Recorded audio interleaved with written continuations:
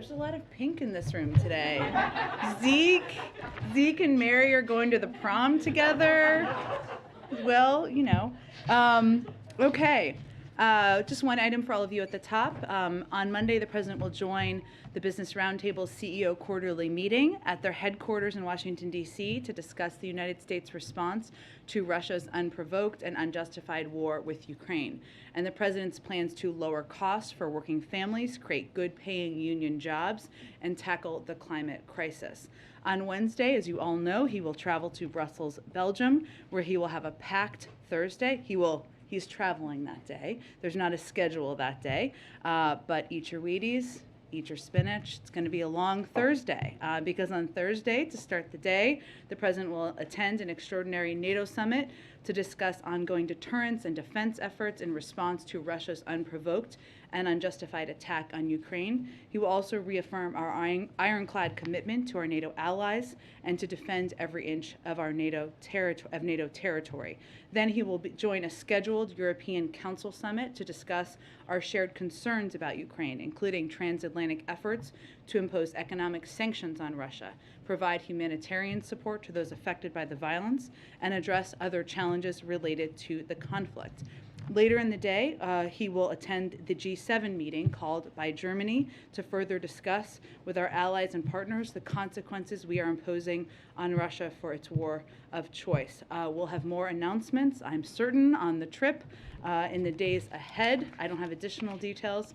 We've also, of course, invited our National Security Advisor, who always enjoys engaging with all of you, to join us to preview the trip early next week. So we're just figuring out the date and the time depending on when the charter leaves. With that, Zeke, why don't you kick us off? No updates on the Friday schedule? Don't have any updates at this point in time. Onto the President's call this morning with President Xi. Does the White House now have a sense of whether or not China has decided whether to assist Russia backfill its supplies and fulfill its request for material in support of its invasion of Ukraine? Well, I'm not going to give an assessment of that from here. What I can tell you is that the majority of this call, as I think you saw in the readout, and you heard, I think, on the call we just did, but was focused on Russia's unprovoked invasion of Ukraine.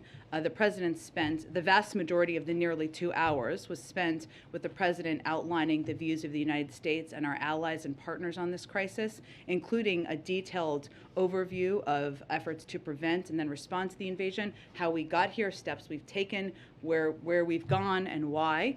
Of course, as was also noted in the readout, but let me just reiterate, he also conveyed and described the implications and consequences if China provides material support to Russia. But again, I'm not going to provide any additional assessment from here.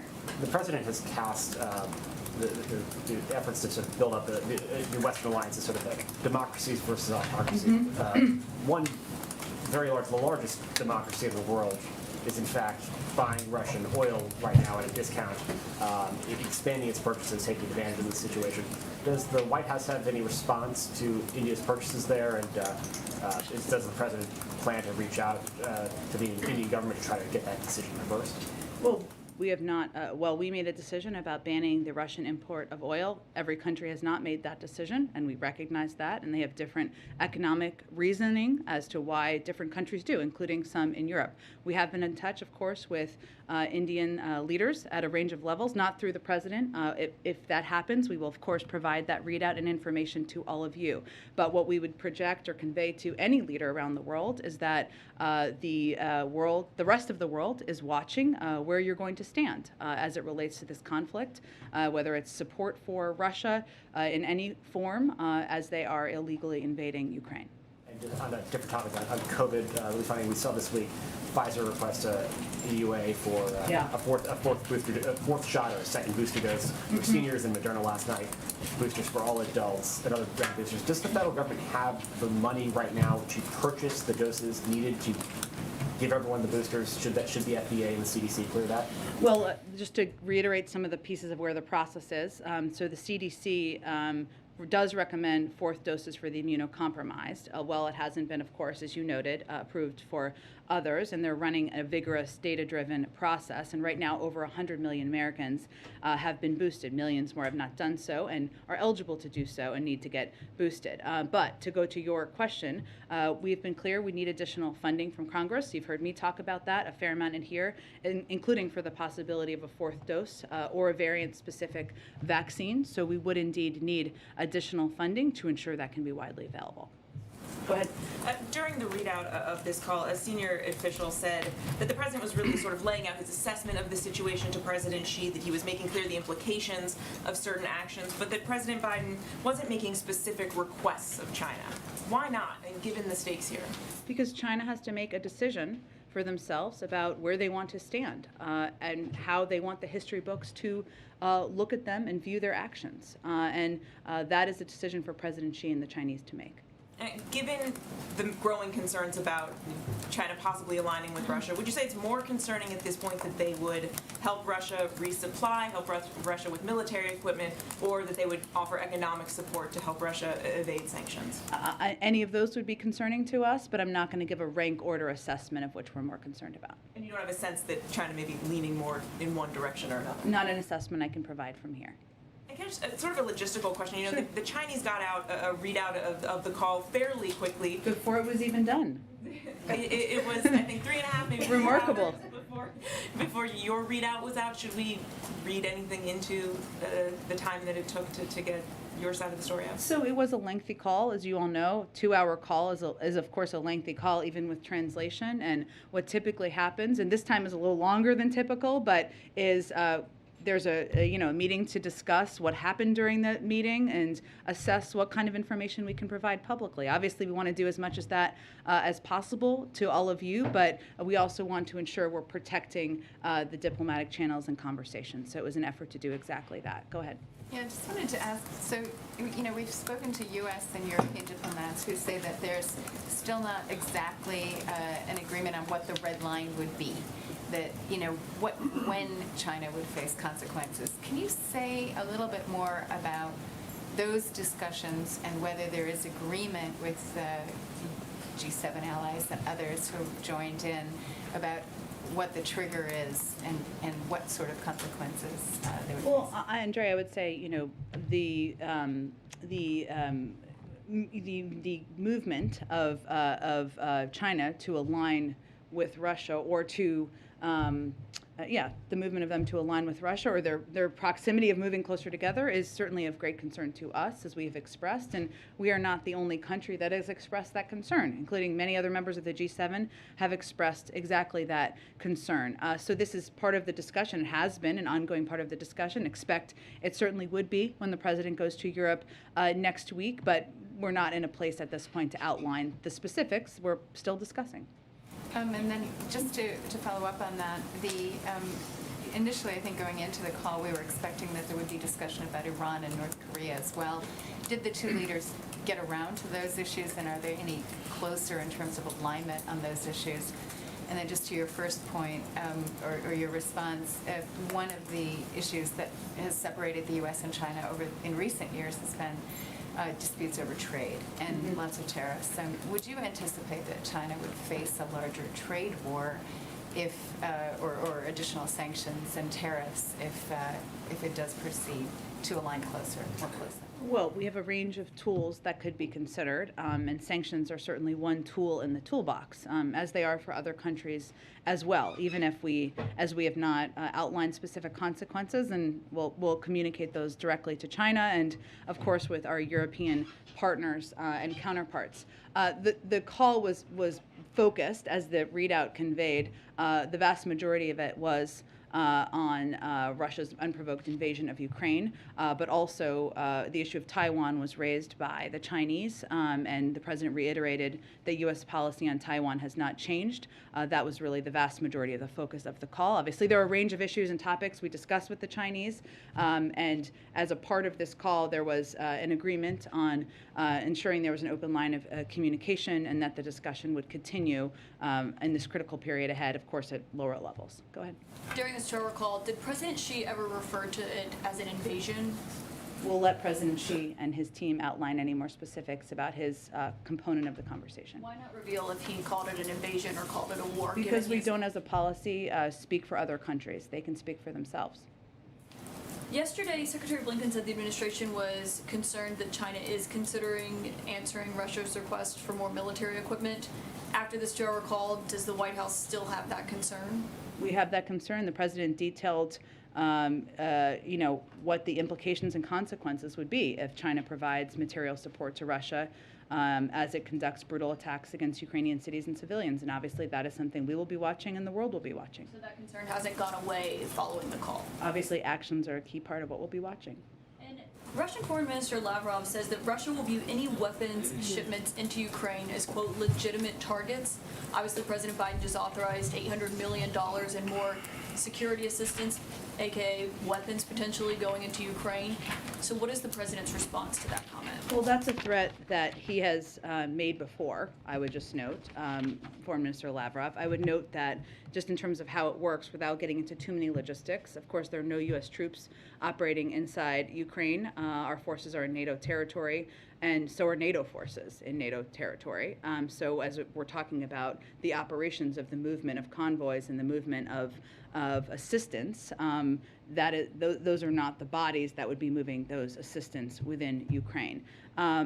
So beyond that, though, I would say, of course, we watch closely what the actions are, the continued escalatory actions of the Russians, and we will watch closely if they follow up on that threat. I would remind you all that all of the convoys are not just moving military assistance; many of them are moving humanitarian assistance as well, food, and other aid that is getting to people who have been injured through this brutal invasion. I guess the question is, how concerned are you about being able to get all $800 million of that assistance that's obviously so critically needed into Ukraine?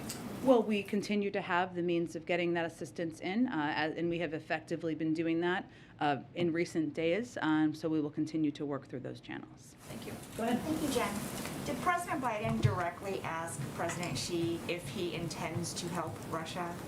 Well, he made clear what the implications and the consequences would be if China provides material support to Russia as it conducts brutal attacks against Ukrainian cities and civilians. And that made clear what the consequences would be should they do that. But did he ask, do you intend to help Russia, yes or no? I think making clear what the consequences are made clear we don't want them to do it. So can you offer any explanation for why the U.S. still has concerns after this call?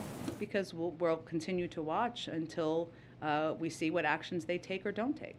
And following up on Andrea's question, does the administration view any distinction between financial support and military support for Russia? Or will the consequences, will there be consequences regardless of what kind of We aid? would watch closely, and we would be prepared for there to be consequences, but we would look closely on what it is, and we would align with our partners around the world. And is it going to be escalatory consequences like we've seen with Russia? Again, I'm not going to get into a hypothetical at this point in time. We'll have those discussions directly with the Chinese and directly with our European partners. And one more, short of getting any guarantees from China that they are not going to help Russia, and short of China condemning Russia for its actions, what is it about the call that President Biden thinks went well, as he said to one of my colleagues?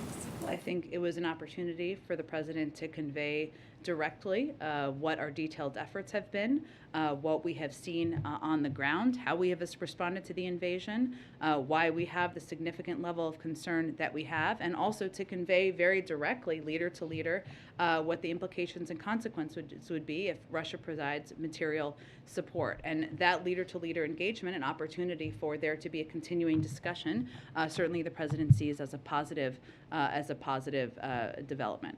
Go ahead. Thank you, Jen. A couple of days ago, you described javelins and stingers as defensive weapons and MiGs and planes as offensive weapons. So how do we classify the armed drones that we're sending? I would remind everybody that Russia is invading Ukraine, not the other way around. Ukraine is not invading Russia. They are not going into a foreign country and invading that country. And what we're sending to Ukraine is security assistance, all of it, and weapons that they are effectively using to defend their country against Russian aggression. And that is how all of this material would be categorized. In that sense, then wouldn't MiGs also be defensive since Ukraine is defending itself from attacks from Russia? Well, again, this is all assessments made by our Defense Department, but I would tell you that as it relates to the transfer of fighter planes from a U.S. base in Germany into contested Ukrainian airspace, where our military and intelligence community determined the benefits provided to Ukraine's defense are low and the risks of escalation are high, that is how we assess that. But also, those type of planes would be a different category of military assistance. It seems like we're splitting hairs over semantics in terms of how we're classifying some of these weapon systems. And obviously the president's gotten some criticism from both sides of the aisle for even when he takes action, sometimes doing it after there's been a lot of political pressure, for instance, on imposing the sanctions, on sending the Stingers and the Javelins, on banning Russian oil. So if there's any chance that the U.S. is going to facilitate the transfer of MiGs in some way, why not just do it now? Well, I think we've outlined pretty clearly why we've made the decision not to do that, including the fact that they have multiple squadrons of planes that they can utilize, and the fact that, most importantly, the types of assistance that we've been providing, anti-armor, anti-tank, anti-missiles, is what is effective in fighting this war on the ground. That is why we've provided that assistance. None of the weapons we've sent to Ukraine could be used to launch an invasion of a country like Russia. That's a fact. That's why we call them defensive weapons. That's why the Defense Department calls them defensive weapons. And I would remind everybody that they are the country that are under attack. I want to move on to the Iran talks. This week, the president said that we are crippling Putin's economy with punishing sanctions that are only going to grow more painful over time. But the State Department said that the administration would not sanction Russian participation in nuclear projects that are part of the JCPOA. So how does the administration justify calling for such strong sanctions on Russia but giving them a pass when it comes to Iran? Isn't that hypocritical in some sense? There's absolutely no pass given. They're not getting additional assistance or sanctions relief of any sort. They have an implementation role. They've had an implementation role in the past as it relates to the Iran nuclear deal, and that is certainly what we would be talking about in this regard. But for clarity purposes, there's absolutely no additional sanctions assistance that Russia would be receiving that is outside of the Iran nuclear deal.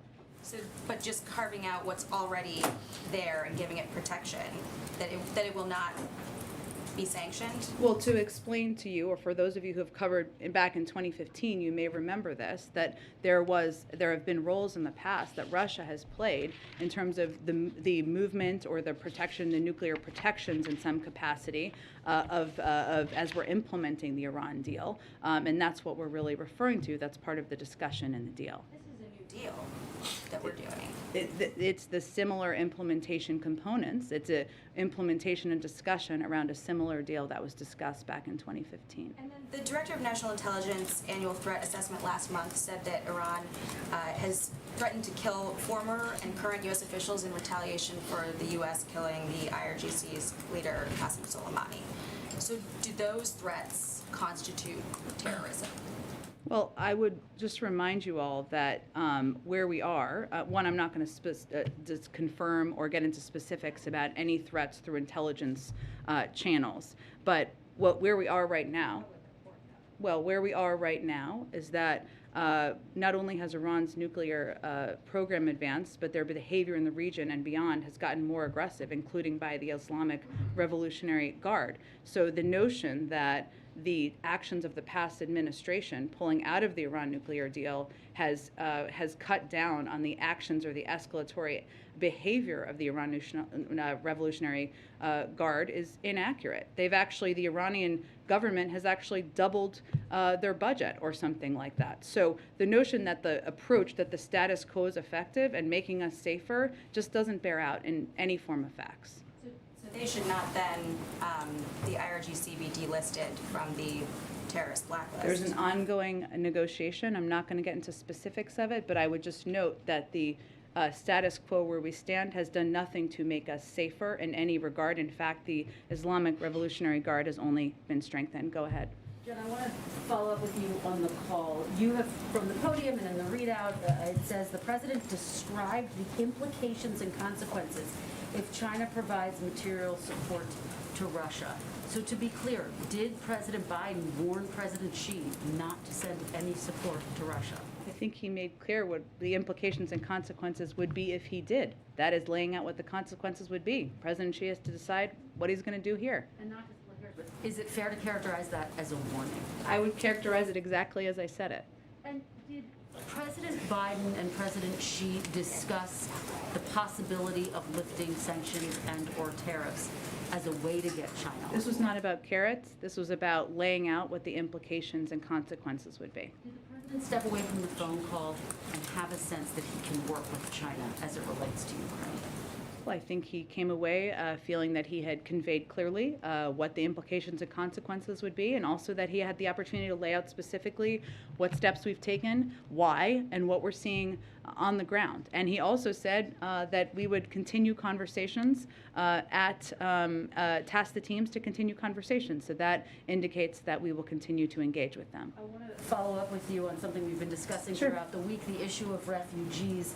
Newsweek has reported that the U.S. is actually detaining Ukrainian refugees in ICE detention centers, those who are seeking entry into the country, which seems like a contradiction of President Biden saying that he would welcome them here. Can you tell us why this is happening and what's being done? I can't confirm any specific cases. I'd point you to the Department of Homeland Security. But what I would say is that we are still implementing our immigration laws at the border. That means that Title 42 is in place, and for individuals who come through, abnormal migration, we approach that through the same laws and implementation. When the president says he would welcome refugees, of course he would, but they have to apply through the refugee programs. Understood, but do you acknowledge, Jen, that detaining them is a contradiction to President Biden saying he would welcome them with open arms? Well, again, Kristen, we implement and we our immigration laws across the board, no matter what country you come from, and that has been our case and approach from the beginning. Welcoming refugees means applying through the refugee process. And again, as I've said in here, we are looking at a range of options, including providing a broad range of humanitarian assistance to the countries where the vast majority of refugees are going. Is it a priority for President Biden to address this situation so that refugees are not being detained at ICE detention centers? Well, again, we are continuing to apply our immigration laws at the border. And so refugees who want to come to the United States, of course we would welcome Ukrainian refugees. That is why, but they have to apply through the existing programs. There's an ongoing discussion about what programs or what steps we could take. And we certainly, that's an important conversation and process internally. Where we have put all of our efforts to date, the vast majority of them to date has been on providing a historic amount of funding to countries in the region, including a huge amount, billions of dollars that has been approved through the omnibus bill the president just signed into law to make sure that the countries that are welcoming the vast majority of these refugees have assistance and support and aid that they need. Jen, you mentioned Taiwan. Will the U.S. deliver javelins and stingers on time this year to Taiwan? Can you answer that? I don't have any update for you on military assistance to Taiwan. I would point you to the Department of Defense. Separate question real quick. The White House, is it aware of ongoing destruction and vandalism of Catholic churches across the United States, statues as well? Is the president aware of that destruction taking place right now across the U.S.? Most recent examples in Florida at the Holy Family Catholic Church, in Royal Oak, Michigan, St. Mary Catholic Church, in Georgia, Sacred Heart Catholic Church, all vandalized, destroyed.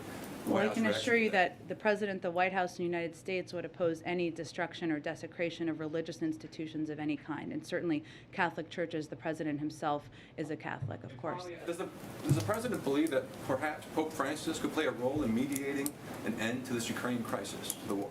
I just don't have anything on Pope Francis's role. Obviously, we're focusing our efforts at this point in time and engaging with our European allies and counterparts around the world. Go ahead, Ashley.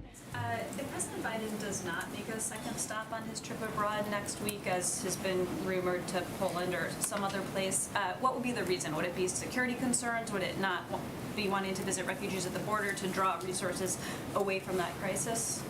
I expect we'll have more on the trip soon, so I don't want to get too ahead of where we may or may not be, but We factor in a range of factors whenever we make any travel plans, including pulling resources away, as you noted, including security concerns, including ensuring that we can implement it effectively. But we pulled this trip together pretty quickly, so we're working as quickly as we can to get any other details finalized. And more on a different topic, following up on what my colleague asked yesterday, President Zelensky mentioned in his address this idea of a U-24 United for Peace. It's a little unclear to me, at least, what exactly that would look like and mean. What is the White House's understanding of what he's asking for? Is that an alternative to NATO? What role would it fill? Can you try to We fill just some don't of have any other assessment or explanation from here. I mean, I'd certainly point you to the Ukrainians to discuss in more detail. We talk with them regularly.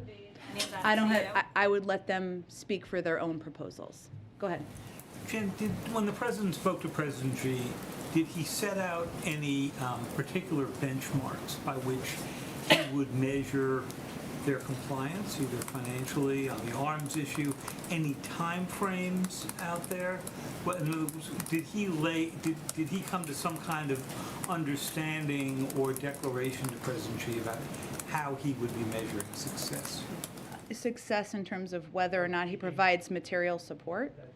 I don't have anything more to outline on that for you. I would just say that the call was not about making asks. It wasn't about making assessments. It was about having an ongoing discussion and dialogue about the illegal invasion, or the invasion of Russia's unprovoked invasion of Ukraine. And was there any discussion of the agreement that President Xi reached with President Putin just at the opening of the Olympics?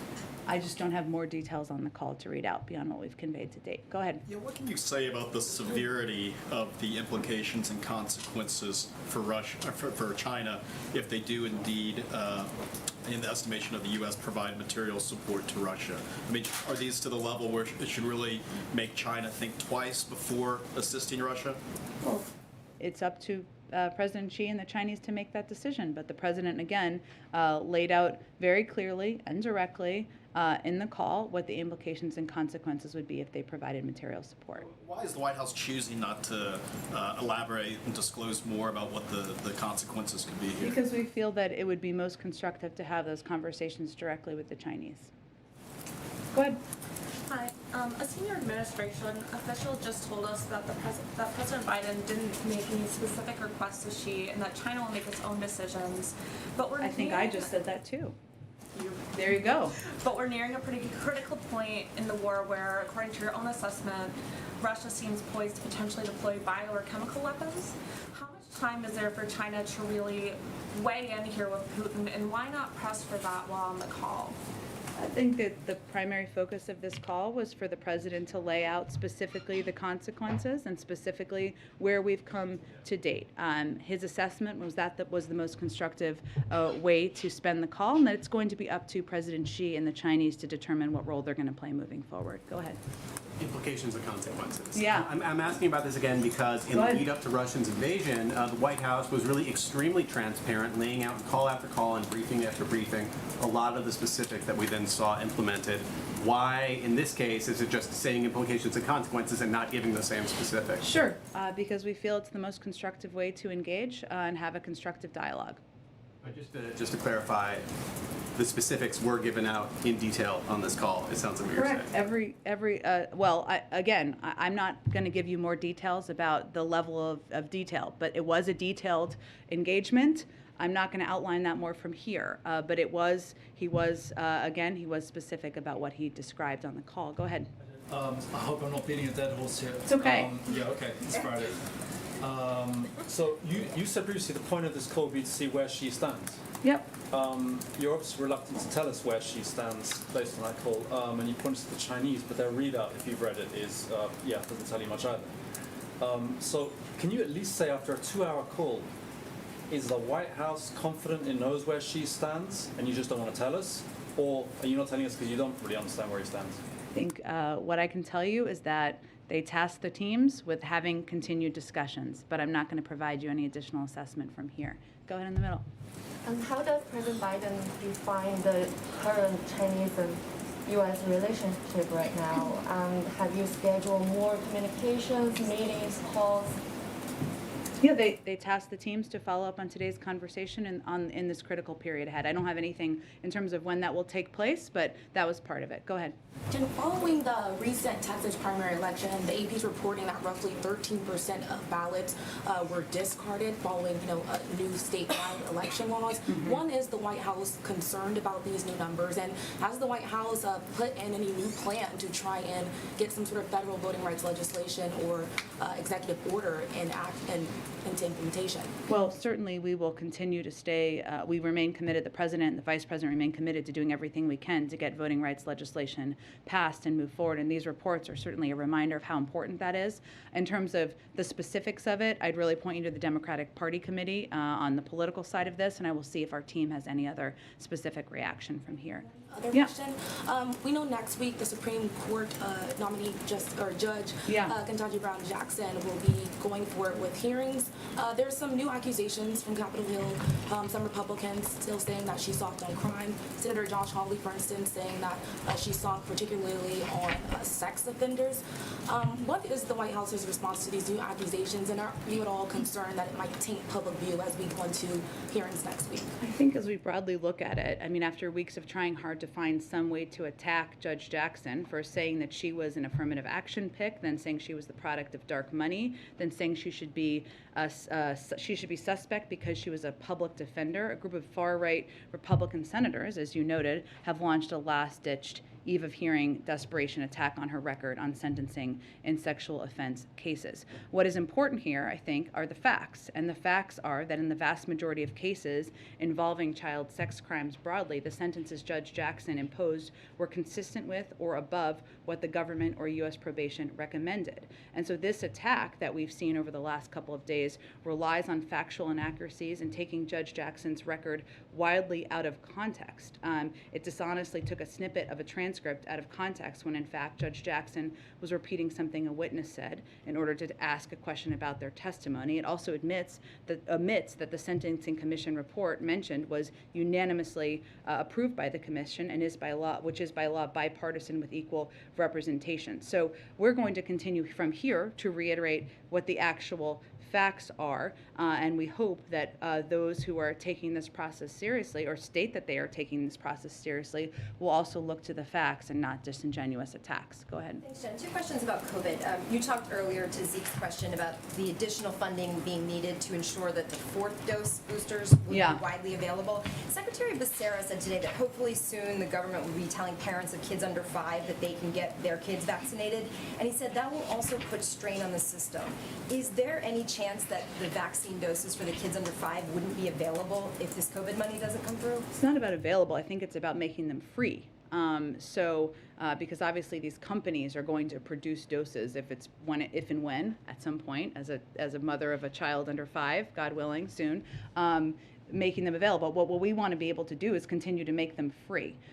So that is where our focus and our concern is. And obviously beyond that, for people who are uninsured, for people who don't have the resources to cover the cost of a 4th dose or a vaccine for their kid or otherwise, this is pretty important that we move this funding forward so that we can continue to provide these type of programs across the country. If there isn't additional funding, would this be the first age group that would not get free shots potentially? Like, are you counting on that money to make sure that those doses are? I'd have to check with our COVID team on it. Obviously, they look, since it hasn't been approved yet, what we've been able to do is outline for you what programs would have to be ended or halted and the timeline of them, but I can check with them and see if there's any specific planning for this. But obviously, if we don't have funding, it's hard to make vaccines for anyone free. Go ahead.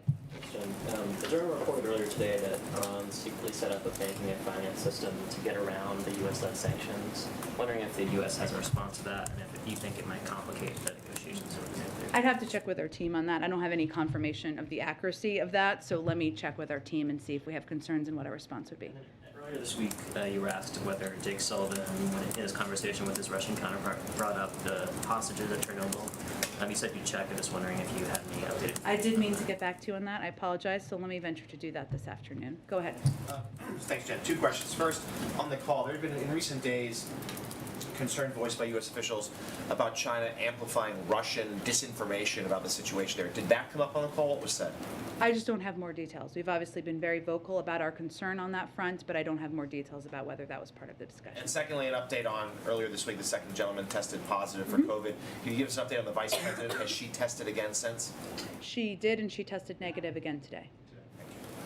Go ahead, Patsy. Thanks, Jen. You mentioned that on the call, the president focused on Ukraine. The Chinese side raised the issue of Taiwan.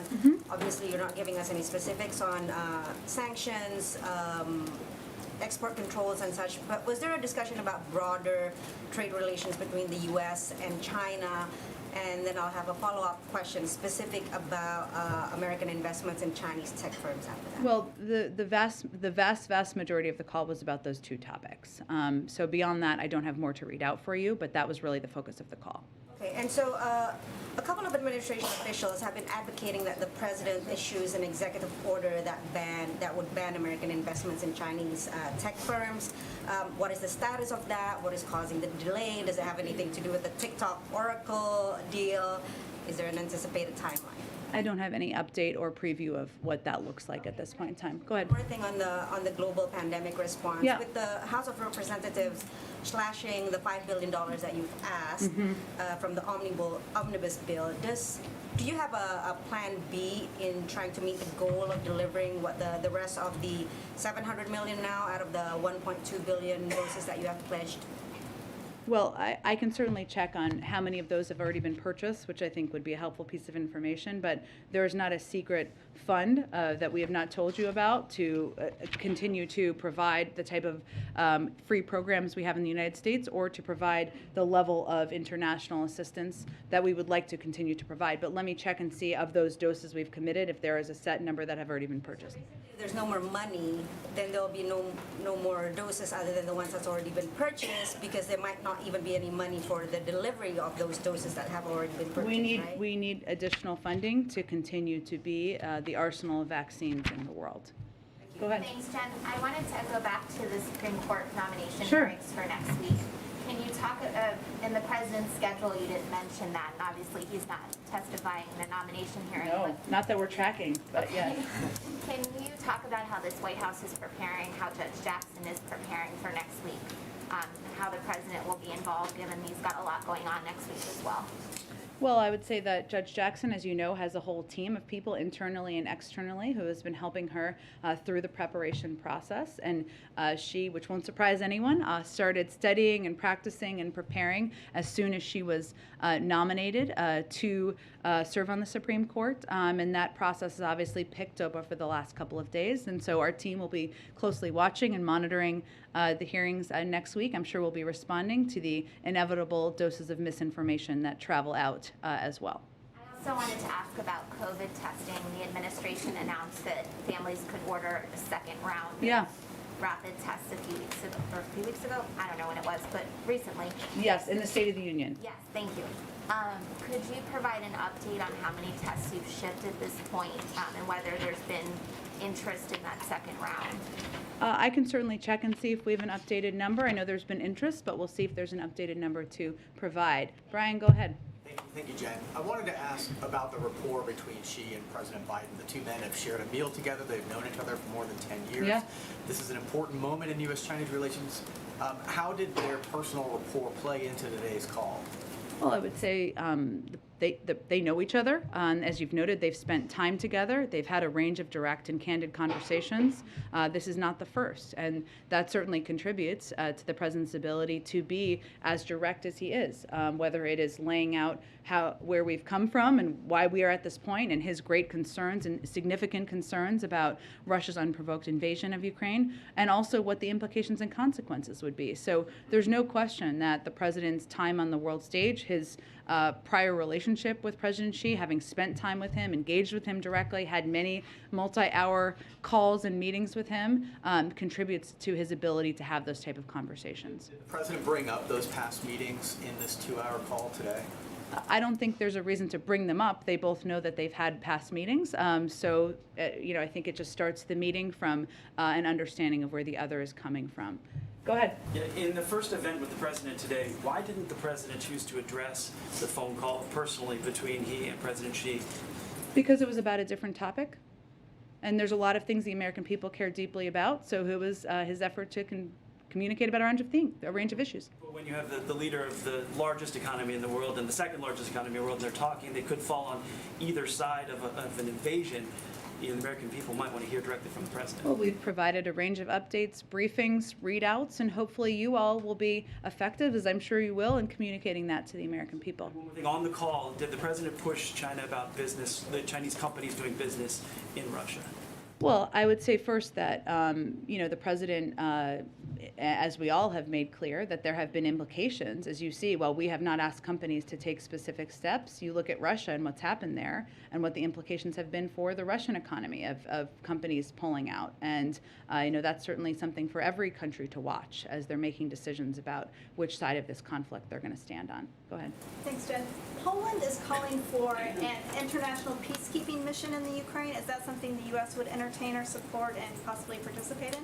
I'd have to get more details on what that looks like. I'm happy to talk with our national security team about that. And then I have like a fun Friday question. Okay. The House passed the Crown Act, which bans discrimination based on hairstyle. Is this something the administration supports? Would they sign it into law if the Senate passed it? I have seen that. I have not talked to our legislative team about it. I'm happy to do that, and we'll see if we can get you a fun Friday answer back. Go ahead. In response to the mistreatment of African immigrants that were fleeing Ukraine, the White House did put out a statement a couple of weeks ago saying that they received assurances from the UN, Ukrainian authorities, and governments that they're committed to the fair and equal treatment of those seeking departure. But doubling down on what are those assurances, because we're still hearing a lot of stories of incidents that are happening with those who are trying to flee. Well, I think it is something we continue to watch closely, and we have seen reports of that we are concerned about. So we would just raise those concerns we have directly, and we felt it was important to put out a public statement at that time to follow up on. Just a couple more questions. One, how soon can we expect the president to sign the anti-lynching bill? I can check and see what the timing. I know we were waiting for the vice president, I think, to get back from travel, but yeah. And then lastly, about a quarter of Americans not vaccinated or partially vaccinated. Numbers aren't really budging. Is there any move or change to the definition of what is fully vaccinated? That would be for the CDC to determine. There hasn't been a change at this point in time. It still remains 2 doses, but we are continuing to encourage any American who has not received a booster to do exactly that because it would provide them additional necessary protection. Go ahead. On Judge Jackson's hearings next week, have some of that prep work included conversations between the nominee and the president, and any advice from the former chairman of the Judiciary Committee? I'm not going to get into details about their private conversations. So has he played? So he has not played a role in sort of the prep or the. He's not participating in the mock preps, no. But he is certainly excited about her hearings next week and being confirmed to serve on the bench. Thanks, Jen. I've got a quick clarification and then 2 questions about presidential conflicts of interest in foreign affairs. The first brief clarification is the New York Times reported this week that the first son remains under criminal investigation. Does the president still intend to stay out of that case? Yes, it's the Department of Justice, and I will point you to them. And my 2 questions about conflicts of interest in foreign affairs. First, I have a question about Russia, and then one about China. On Russia, you told me last year that you were unfamiliar with the Senate report that alleged that the first son, or a company linked to the first son, received $3.5 million from the richest woman in Russia. Subsequent reporting indicates that President Biden, when he was vice president, had a dinner in Georgetown with the same woman in 2015. This Yelena Ballerina, she has not been sanctioned yet by the U.S. government. How is President Biden navigating conflicts of interest when it comes to sanctioning people who have done business with his family? And can you explain to us what this $3.5 million was for? I don't have any confirmation of the accuracy of that report, so I have no more further details. About the conflicts of interest, though, how he's navigating those when deciding sanctions? What would be his conflicts of interest? Well, his son's company allegedly got $3.5 million from... Which I have no confirmation of, and he has continued to sanction oligarchs more than we've ever sanctioned in the past, so I'm not sure that's a conflict of interest. Go ahead. Thank you. Go ahead. I have a question about Russia now. I think we're moving on because we got to get some more people. Go ahead. My question about the conflict of interest when it comes to China is last year the first son's attorney said that he divested from a Chinese investment fund controlled by Chinese state-owned entities. We have received not even basic transparency about who bought out his stake, when this happened, and how much money changed hands. Did he actually divest, and if so, can you agree He's to a basic private transparency? citizen. He doesn't work for the government. I'd point you to his representatives. Thank His you. father's role as I think president we're done here. Thank you very much. Go ahead. Did President Biden talk to President Xi Jinping about the escalate tensions on Korean Peninsula? How did President Xi respond on this? Again, the vast majority of the call was about Russia's unprovoked invasion of Ukraine. And again, when President Xi raised Taiwan, the president reiterated the U.S. policy on Taiwan. Obviously, there are a lot of important issues that we discuss with the Chinese, some where we work together, some where we have strong concern, and there's a lot of channels for that. But that was the primary focus of the conversation. Go ahead. This is Jahan Zaybali from Airway News TV, Pakistan. Pakistani Prime Minister Imran Khan requested for a telephonic conversation with President Biden like many months ago. It's like more than 14 or 15 months. We haven't heard anything about that. Is there any specific reason for not communicating with the Pakistani leadership?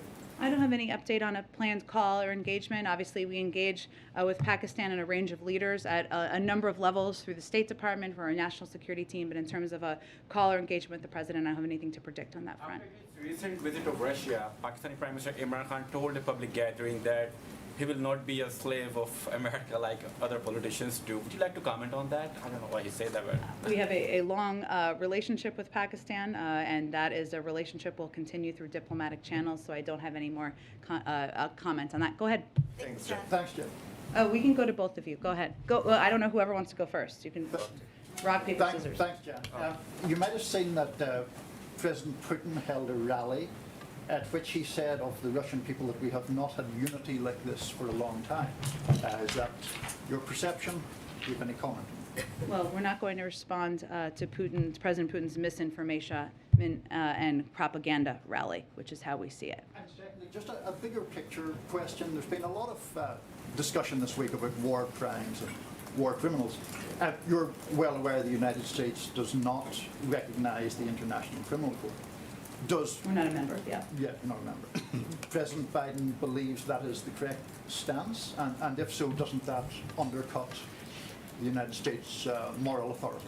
Well, I would note that there are a range of international bodies that have ongoing international investigations. We would not be the ones prosecuting, of course. There'd be international bodies prosecuting any case on war crimes. We're going to feed data and information into that, and they support their process. Okay, about the Western Balkans, please. Russia and China are spreading their influence a lot on the Western Balkans, especially Bosnia, Herzegovina, and Kosovo. And the president is a friend of Bosnians and Kosovars. Can you assure people over there that America is still with them? Absolutely. Please send that directly. Go ahead, Nazira. Yeah, thank you very much, Jen.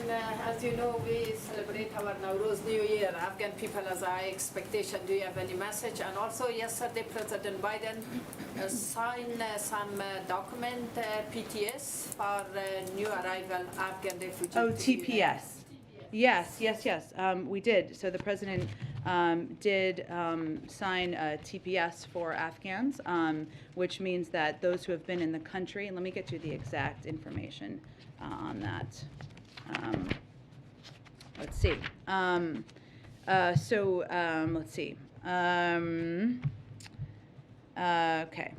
So basically, so the TPS will apply only to those individuals who are already residing in the United States as of March 15th, 2022, and meet all other requirements, including undergoing security and background checks. And this is a designation decided by the Department of Homeland Security through their process, and they designated Afghanistan for TPS on the statutory basis of ongoing armed conflict and extraordinary and temporary conditions. U.S. Citizenship and Immigration Services estimates that approximately 74,500 individuals in the United States would become eligible for TPS through the designation for Afghanistan, and that includes 72,500 who have been paroled into the United States through Operation Allies Welcome, and approximately 2,000 Afghan nationals who did not participate in the Operation Allies Welcome and were otherwise in the United States already. So this is a new designation just announced this week. New Year, Nowruz, any message for Afghan people, especially Afghan women? Well, I would say we would send a message of Happy New Year's to the Afghan people, and certainly a special shout out to Afghan women. And we have huge admiration for their courage, their bravery, and we will continue to stand with them during these challenging times. Thank you, everyone. Happy Friday.